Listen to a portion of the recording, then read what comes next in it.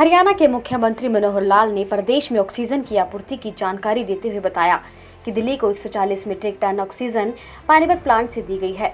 उन्होंने बताया कि पानीपत प्लांट में प्रतिदिन 260 मीट्रिक टन ऑक्सीजन उत्पादन की क्षमता है, जिसमें से 140 मीट्रिक टन दिल्ली के लिए तथा 80 मीट्रिक टन हरियाणा के लिए निर्धारित है तथा 20 मीट्रिक टन पंजाब के लिए है। उन्होंने कहा कि हरियाणा को राजस्थान के भिवाड़ी प्लांट से भी 20 मीट्रिक टन ऑक्सीजन की आपूर्ति की जाती है। कल उसमें कुछ दिक्कतें आई थी। आज वे राजस्थान के मुख्यमंत्री से भी बातचीत करेंगे। मुख्यमंत्री ने बताया कि गुरुग्राम व फरीदाबाद में बेड की उपलब्धता ऑनलाइन कर दी गई है। गुरुग्राम के एसजीटी मेडिकल कॉलेज में 500 बेडों की व्यवस्था कर दी गई है। इसके अलावा वहां के इंडस्ट्रियल एरिया में 150 बेड की व्यवस्था की जा रही है और 50 बेड की व्यवस्था आज हो गई है। उन्होंने कहा कि पानीपत व हिसार में 500 व 500 बेड की व्यवस्था भी की जा रही है। प्रिय मित्रों, जैसा हम जानते हैं कि कोरोना की दूसरी लहर इस समय चरम पर है। देश भर में जो कोविड के पॉजिटिव मरीज़ हैं उनकी संख्या बहुत बड़ी संख्या में बढ़ गई है। दिल्ली, हरियाणा, आसपास के प्रदेशों में यही स्थिति है। हालांकि हमारे सब कोरोना वॉरियर्स अपनी पूरी क्षमता के साथ सबकी सेवा कर रहे हैं और कोरोना से एक लड़ाई लड़ रहे हैं।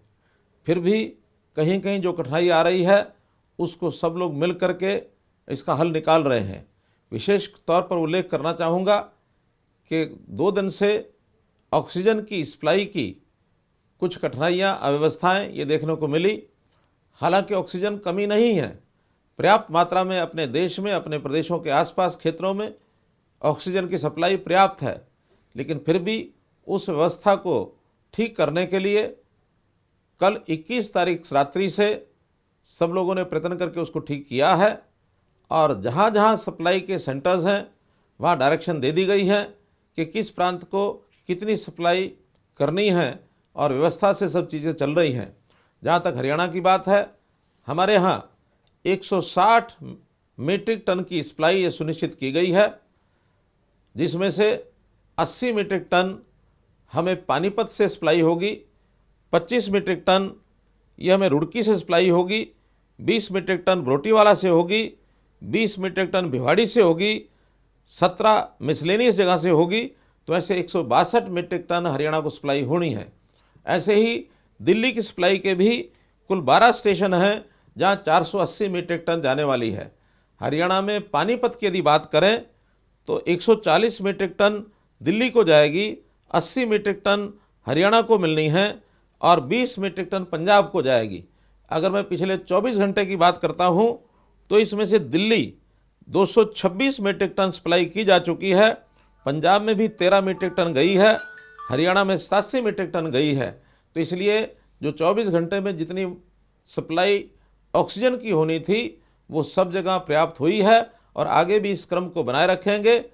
मेरा सभी क्षेत्रों के, सभी प्रांतों के सप्लाई केंद्रों को निवेदन है कि जो एलोकेशन है उस एलोकेशन को सब जगह पर बराबर सप्लाई करते रहें।